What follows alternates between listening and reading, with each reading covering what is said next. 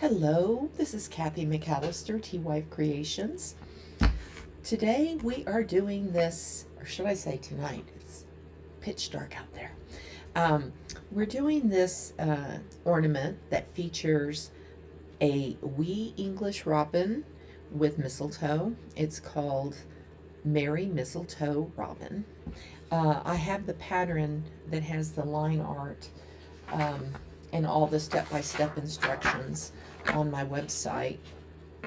So it's twife.com. So that is my website. And so this is a download, an instant download, and talks you through how to do the background, how to do the mistletoe and the berries. And as I was telling somebody earlier today, this is sort of like mythical mistletoe berries, because real mistletoe has like white to kind of off-white berries. So this is sort of mythical Merry Christmas berries because they're red, because I thought they looked better on this, but you can paint the berries whatever color you would like. And this piece was based on one that I did 2 years ago, and I had done it as this small square, and I wanted it to be more like an ornament shape. I mean, you can hang a square one on your tree, but I think in some ways a round one looks better. Now, you're not going to want something as big as this. This might even be a little bit too big for a tree, but you can resize the art in here. So that's a large size one, and there's a smaller one. This is probably the better size for your tree. And it also has the line art of the robin in its full size, because you may want to do another project with the robin and you don't want to cut the robin body off. And then you can refer to the reference photo here that gives you all the various color tones differences. So anyway, that pattern is on my website. Or you can just wing it and just paint it from what I'm showing you here if you're good at illustrating. And this is a very simple piece to do. But the robin itself, I have a separate video for how to paint the robin. So we're going to just concentrate on the background and the berries. I started this one. I'm painting a number of them because I'm sending out ornaments to my friends. So let me go ahead and get rid of my little picture here. You don't need to be seeing me. Okay. So one thing I wanted to show you, there's different ways to do the splatter. So I ended up doing splatter, and then I came back in and I added in like little snow clumps. I tried it by doing dip dots, and that didn't look right at all. So I decided I liked this, do a splatter and then some little clumpy bits of snow. This is too clumpy. So I kind of did all of these different versions of it so I could show you, and then you can decide what you want to do. And then the other thing I wanted to show you about this piece is I designed it, the hole is up here, and I designed it where he would be kind of standing on another branch and then nibbling at the mistletoe, trying to take the mistletoe stem there. However, if you want him to be more horizontal like that, then you just need to change the position of your hole for your ribbon. So anyway, so just keep that in mind. Drill your hole after you kind of see your placement, or you probably will already have an ornament that has a hole in it. So just keep that in mind. Do you want them to be more horizontal like this, or do you want them to be kind of standing? Okay, so we're gonna do the background, and there's two colors that we're using to create the background effect: Laguna and Peacock Teal. And we're going to use some color washes to do that. And again, you can look at this and see kind of how it appears. That one of the things that you do that makes the background even more interesting is the shading with Payne's Gray really helps. So we're going to do color washes, which are something that I really like doing. You will also notice that this has been painted already in buttermilk, and this is oyster beige. Now I have this traced on, scored on with my laser. The way you would do it though is you would not trace on your mistletoe until after you did the background, and you would want to have an outline of where the bird's going to go before you do the Laguna and Peacock color washes. Let that dry, and then you can put your mistletoe on. So I like to do color washes because they're a wonderful way to layer things up.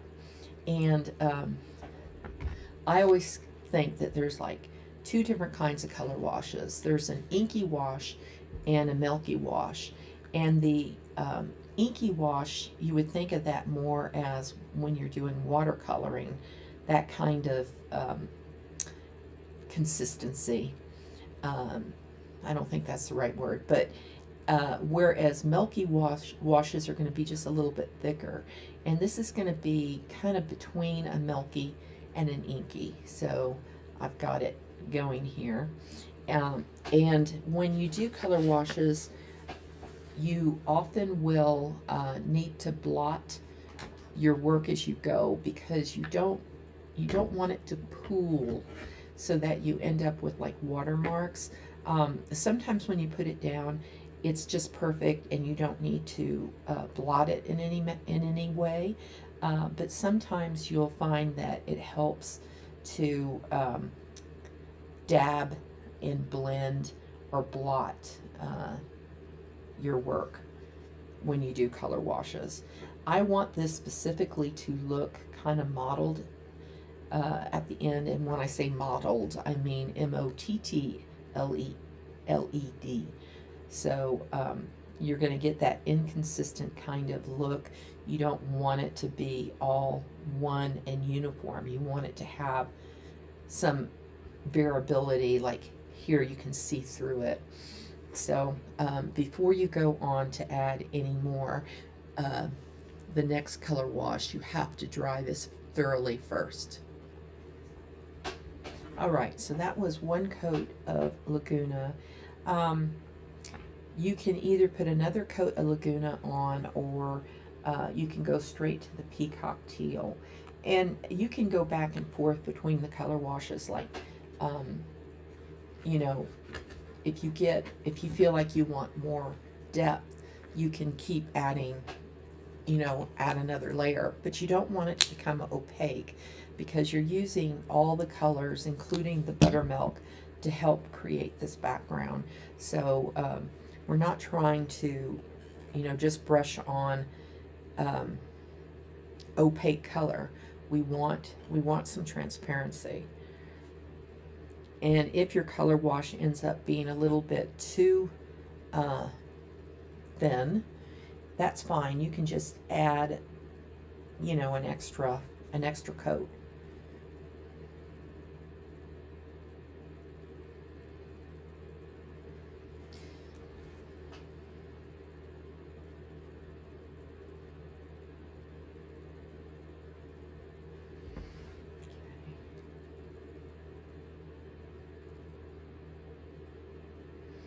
All right, so now that I did that, you can come in with a brush, like, actually I think that one I've already started to use.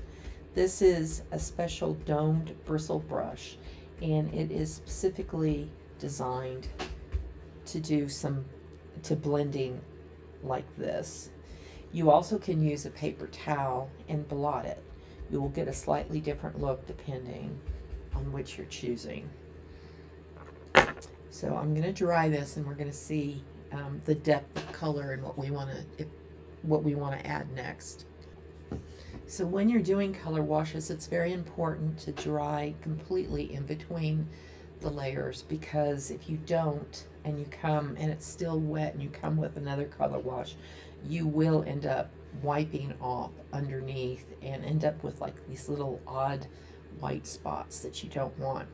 The other thing is, this is a very dirty, well-used Lynn Andrews floater, and these brushes are designed for color washes. Not only do they hold a huge amount of water in their bristles, but they always keep this nice point. So you're able to do almost detailed work with the point, and as well as, you know, apply your color washes. So it's a very unique brush that has multiple uses. Okay, so now I'm looking at this and I'm like, well, I don't know whether I want to go more or not. I kind of feel like I want to. So the Laguna has a little bit more green. The Peacock Teal has a little bit more blue. I think I'll come back with a little bit more Peacock Teal and just kind of bring out a little bit more of the blue tones. And then I might, instead of using the blending brush that I was showing you, I might use a paper towel and get even more of sort of a mottled look.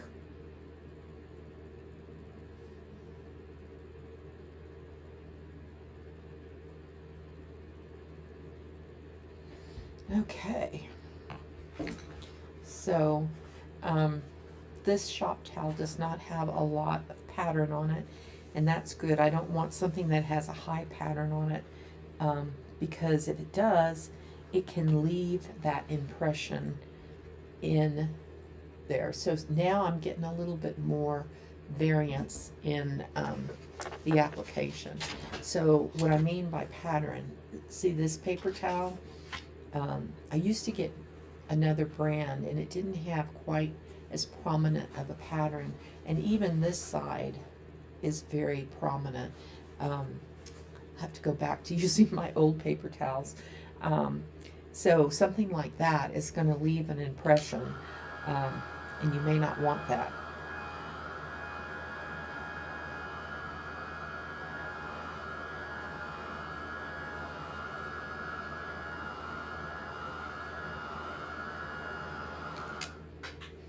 Okay, so now one of the things that I'm going to do, that I didn't do this when I painted my original ones, I'm going to splatter now. I waited until to splatter at the end after I had put all this pretty paint down, and it was really hard to control the amount of splatter that ended up on all my elements. So I didn't really want that. So I have in my e-pattern, be sure to splatter at this point before you move forward.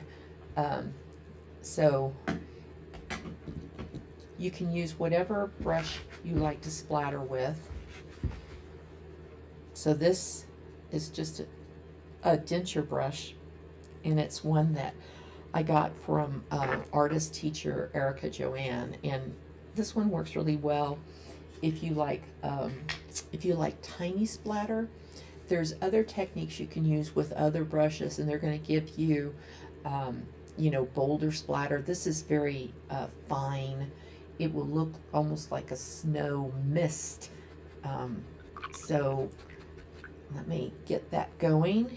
So when you do the splatter, you end up doing a similar thing to what we just did with the color wash, that you have to dilute this a little bit. I often keep a specimen bottle of water in my art room so that I can do color washes, add water. I know some people just scoop it out of their whatever, their brush cleaning pot, but a lot of times your water gets dirty there, and I want to have clean water when I do this. So have to kind of find the right consistency on your splatter mix. And that just is, you know, trial and error. Okay, so I'm just actually gonna put this underneath so I don't have paint on my work surface.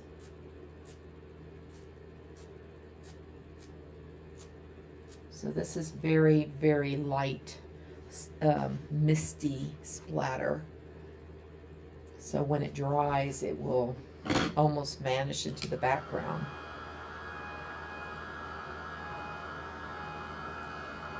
So one thing you can do is after you do the light splatter, you can come with a stylus and add in dip dots to make some of the splatter more prominent.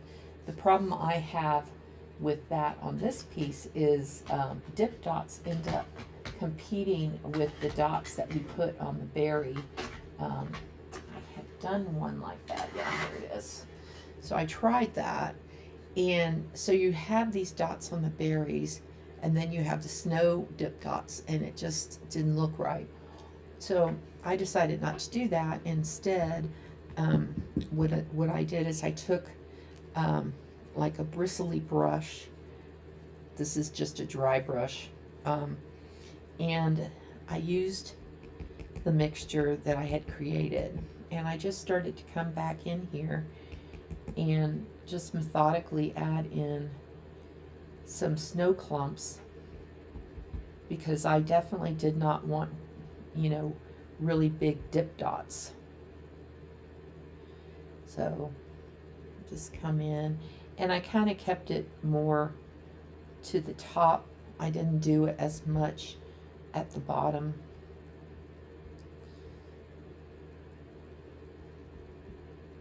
And you can get that into the berries and the holly leaves, mistletoe leaves, because you're going to be painting over it, and you want some kind of natural transparency anyway.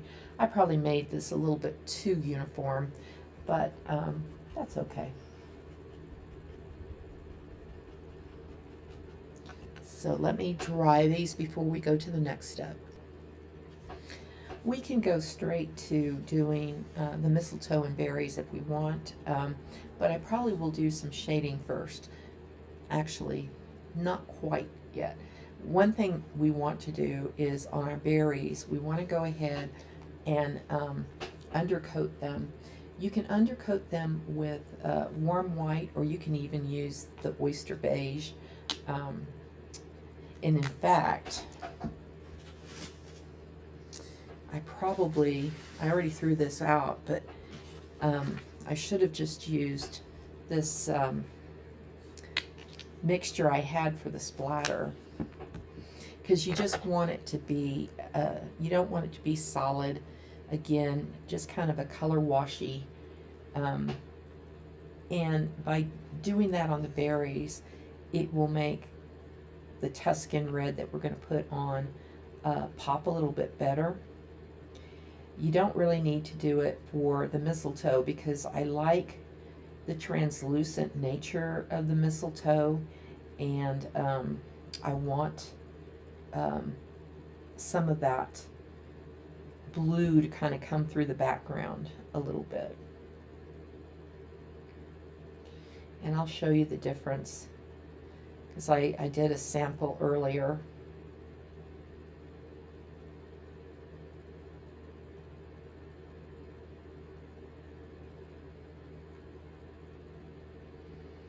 So it's just a very easy thing to go and put that in, and it will make a huge difference. So let me see if I can find my sample so I can show you what I'm talking about. All right, so this is the one I did earlier. So this is popping more than this. This has got more of a blue tone to it. This did not have an undercoating of white. This one did, and they're just brighter. So just want to show you that. Okay, so we're gonna start, even though it doesn't sound like we're going in the right order, but we're going to use Payne's Gray, and we're going to come in and do some shading. Now, you can do your shading afterwards too, but sometimes if you go outside the lines a little bit with your shading, you can hide some of those little errors better than if you paint your mistletoe first and then you shade after. You're shading, you'll be shading maybe accidentally onto some of the mistletoe. So sometimes people like to shade before they put down the color on the leaves or whatever. Now you can choose what side your shadow is on. I just tended to do all the shading on the right side and bottoms, and I wasn't overly specific about it, except for the bird, because you're not going to ever want to shade on the top of your element. Your bird is in front of all of these leaves, so it's throwing a shadow here on the leaves. So I'm just going to come in here, and again, the bird has been based in oyster beige.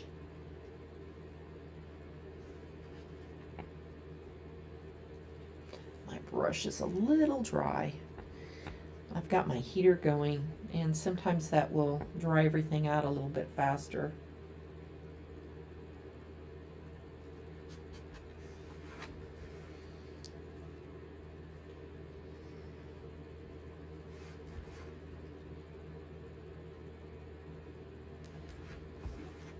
That area is going to be about the darkest of all of them.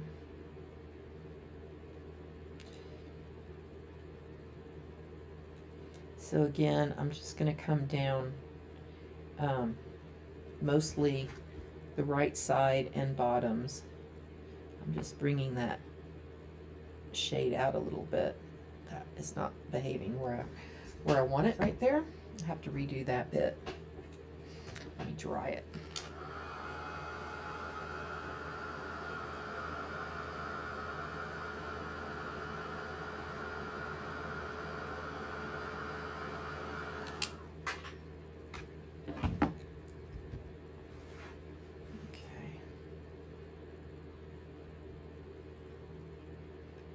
Just wanted to walk that out a little bit. So you're just going to methodically go down the edges there, go around and under. So that needs some under.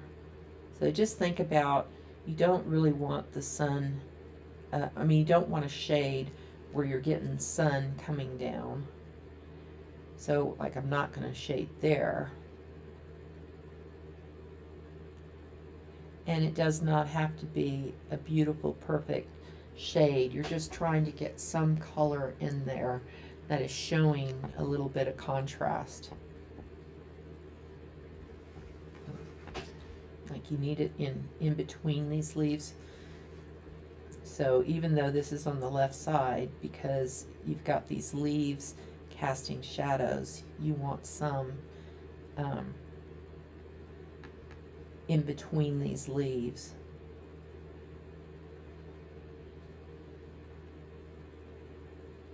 I kind of jump around a little bit. I move from one little area to another area.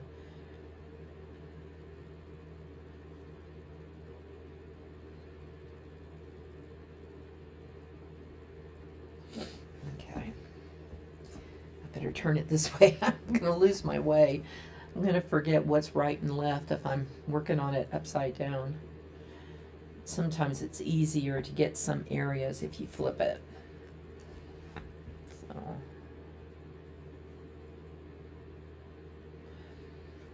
So Payne's Gray can be kind of dark. So if it's too dark, you can pick a lighter grayish tone.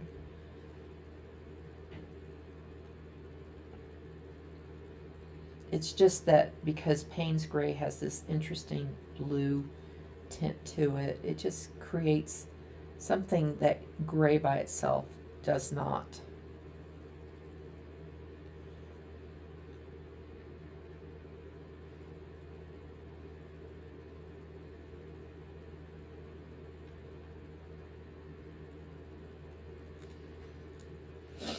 Okay.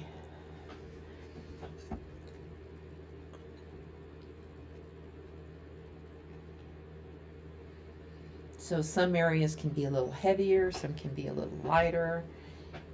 If you come in and you're like, oh, this is too heavy, you can always come back in and do like a little color wash in here of the peacock teal. I had to remember what the second color was. So just kind of look and see if it feels balanced. If there's anywhere that you look like, oh, I missed an area. And then like you can come back later after the leaves are in and add in more shading if you want.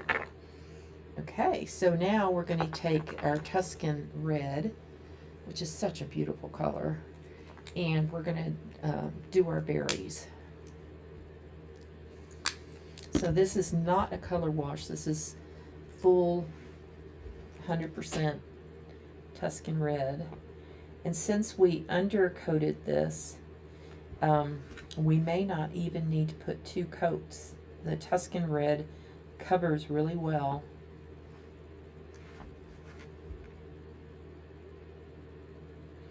So I'm just using a round brush here. It's a number 5. I don't know if that's, I don't know. That's a Deco Art number 5. Some of the brushes, if it's a round number 5, may look different than this one. Okay, so I'm going to take a moment and I'm going to color in, paint in all of the berries. All right, so I got the berries down. Now I'm starting to use New Leaf, and I'm applying just 1 coat of the New Leaf. I only applied 1 coat of the Tuscan Red, and I wonder if I can get a little bit closer on this. Sometimes I get too close. You can't see how I'm doing my, prepping my brush, but anyway, if you're good at 1 stroke, apparently you can do these sort of teardrops in just 1 stroke. I don't know how to do 1 stroke, so I'm just covering them the best I can. Like if you had a slightly bigger round brush, you're supposed to be able to do that, but with 1 stroke. So you just need to get the paint on, however you want to do that. So apparently it's press down and slightly pull up. Oh, that one worked. Look at that. Okay. So if you press down on your round brush and pull up, I didn't quite get it, but however you want to get the paint on the leaves, that works. And again, this is New Leaf, which is a newer Deco Art color that I love. I love this color for leaves. Okay, this one's a little bit trickier because it's only a partial leaf. So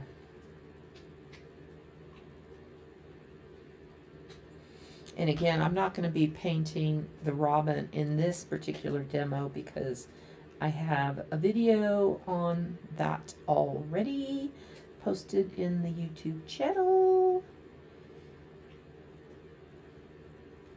Sometimes it's nicer to, when you don't have a 3-hour video, but you have 2 90-minute ones or 2 1-hour videos. So if I do the whole ornament, it's going to encompass a lot longer videos. So sometimes splitting the videos is kind of nice. Okay, now I want to show you some other interesting things.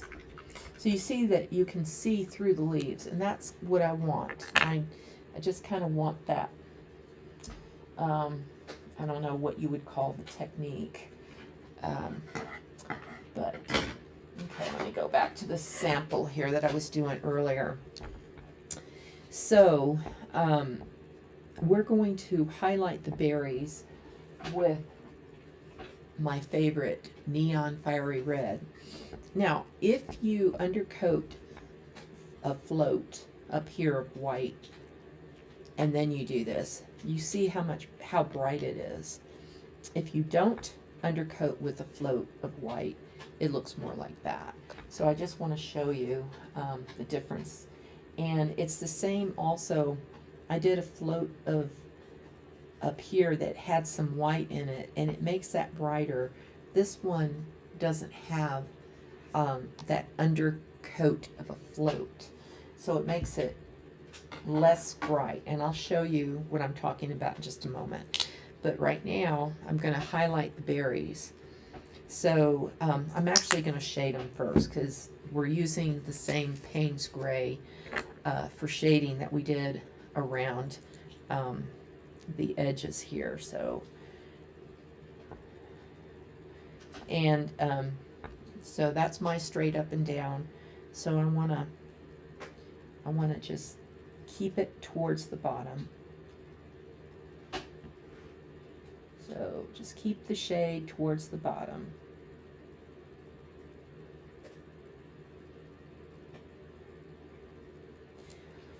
And if you are one of these people who likes, you know, the light source to come from this direction and you shade on the right or whatever, however you want to do it, whatever you're used to doing, do it.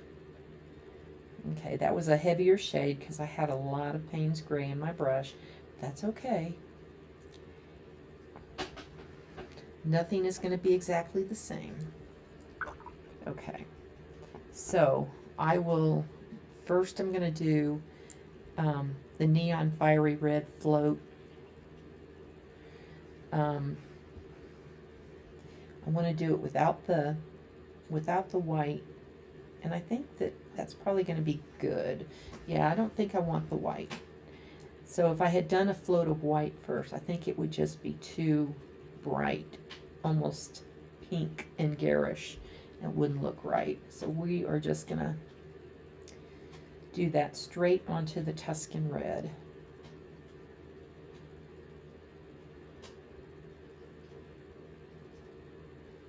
That wasn't quite dry, but it's okay. Very, very nice. I love that. Look at that pop. Ooh, ooh, ooh, ooh, ooh. Okay. So now we are going to shade the bottom of the mistletoe with lush green. Okay, lush green.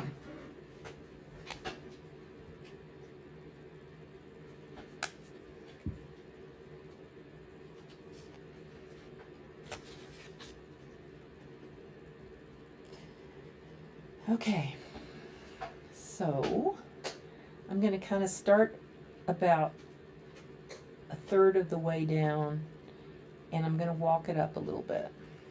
Okay, so I use an angled brush. You can use a flat brush for shading as well.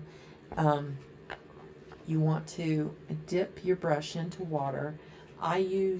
Because I'm in a dry climate, I don't use a paper towel. I use a damp sponge, okay? It's a trick from Tracy Moreau. And because it's so dry here, I don't want, the paper towel can take away too much of my moisture. So that's why I use the damp sponge. Okay, so I conditioned it. The color is in the toe of my angled brush. And I'm going to turn it like this. And I'm going to walk it up a little bit. Okay, so I have all of my brush on my surface. So I'm not like doing this. I'm laying it flat. Okay.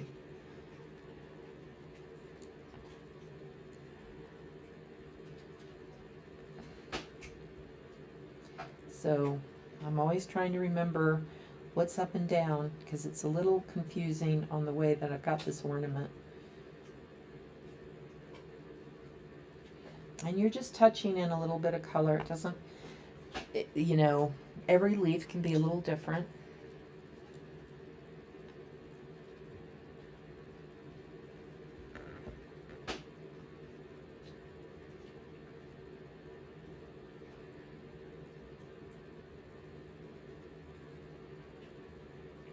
Okay.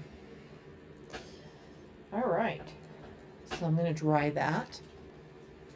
So our highlight is with Irish moss, which is, I just love this color so much. It's really got such a pop to it. And I was going to show you a little bit of the difference again. So this has a little bit of a undertone of white plus the Irish moss. And then this one is straight Irish moss. So it depends on how much of a pop that you want. So I'll do one just with Irish moss and we'll have a look at that. I'm going to do this one with just Irish moss. Okay. Okay, now I'm going to take a little bit, I'm going to use a little bit of warm white as opposed to snow white. And I'm going to add in a little bit, can't see what I'm doing. Let me spin this around. Okay, I've got a little Irish moss and a little bit of the warm white. And I'm going to come here.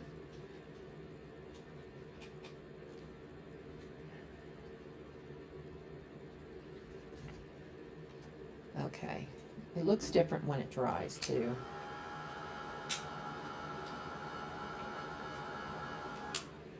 So there you go. So I like that look. I'm going to go back and add in, so it's half white and Irish moss. It might be slightly more Irish moss than warm white.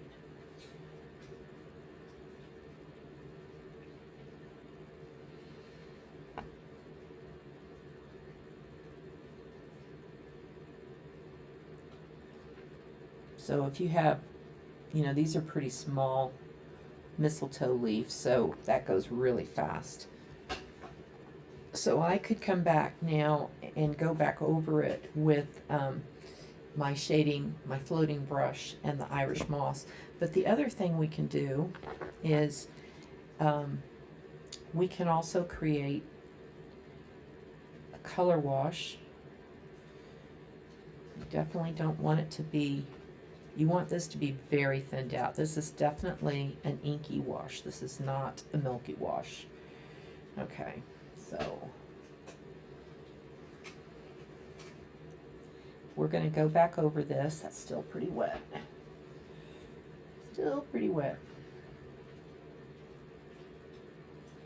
So we're going to concentrate on the top part. We're not going to try to venture. You can go over the whole thing.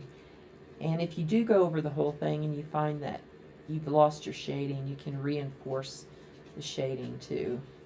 So we're doing a color wash.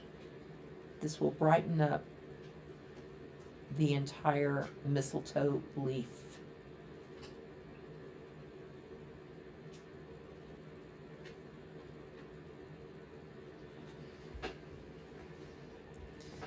Now, you have the berries that are next to the mistletoe.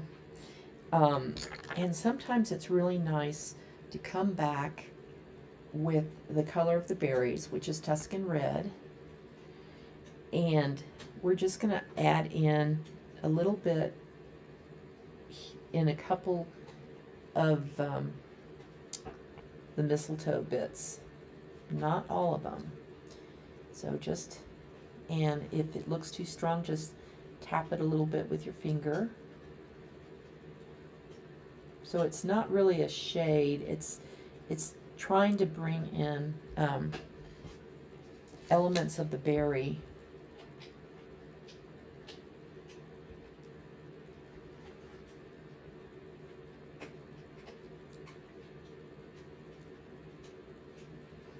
And like I said, it doesn't have to be on every one.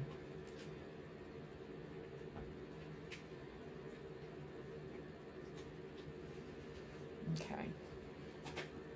And I may come back with just a little bit of the lush green, just kind of reinforce some of that even over where I just went, just to reinforce some of that color, send some of that red a little bit to the back. So I always suggest you just kind of play with it until you get a feeling and a look that you like.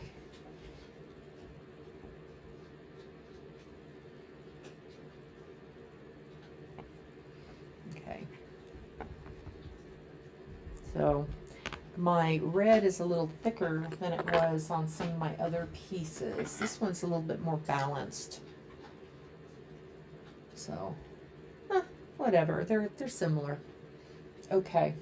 And then we need to go ahead and do our stems.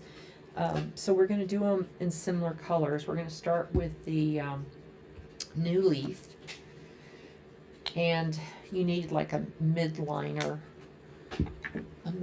brush. I had one out the other day. I don't know if I was using this 5/0 midliner. I think that's the one I was using. So the stems are not skinny. They're not fat either, but they're not skinny. So you can, pull a fairly decent line. You don't have to worry about getting a super skinny line.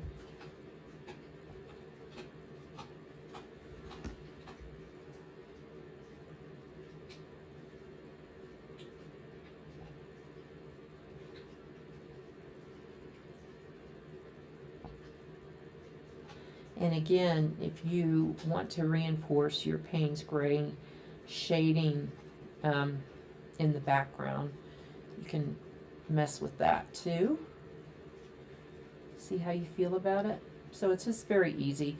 I mean, the beauty of this, because they are a little bit thicker, sometimes when you're trying to do a super thin line, it's like, oh. So it's nice that this has a little bit of width to it.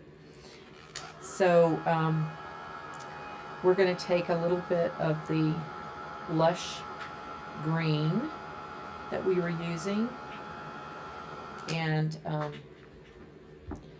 we're not going to put it everywhere, but we are going to put a little bit kind of to the right side of the stem, just here and there. Just so our stems aren't just all the same color, that there's something else going on. And then we're going to come with our Irish moss. I've got a pile of it still here. And we're going to go on the left side and just strategically add it in wherever you feel like you want it.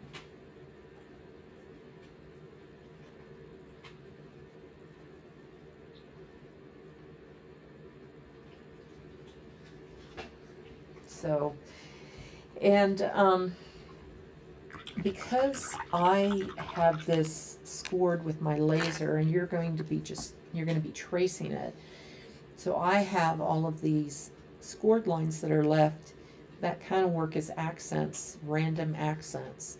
So you can come back in and add in lines, accent lines here and there if that's what you want to do. however you want to play with that. So I'm going to get a stylus, and I need to put in dip dots for the berries. Oh gosh, I want to sneeze. No, don't sneeze. Trying to find the right stylus when I need it is always a challenge. It's too little, too big. That's still a little small, but I guess it's okay. Okay. So you're going to put in random little dip dots using warm white or snow white. And you're just going to do them wherever you think it needs it. So there's not a right perfect side for it. You just, I mean, I'm kind of keeping them sort of a third of the way down towards the right, because you kind of feel like they might be sort of quasi facing the same direction. So that's what I'm doing. Okay, so that is pretty much it for the background.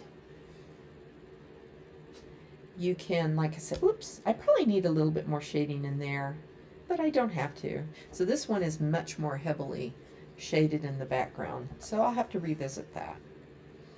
So that gives you an idea. Definitely there's more Payne's Gray in there, so I may go back in and do that. Okay. So like I said, the robin tutorial is already on my YouTube page, so it's there. So with this, I think that's more or less the ornament finished, which looks like this one here. Whoops. So that's a finished one there. And, well, this one's a finished one too. Okay, so they're both finished. So that's what they look like finished. So I hope that you enjoyed it and that you learned something new and you had fun, and maybe you can paint some of these for your tree or for your friend's tree or your family's tree. So thank you again so much. It means a lot to me that you come and you support me and you watch me. This is Kathy McAllister, T-Wife Creations. Merry Christmas and Happy Holidays. Love you guys. Bye-bye.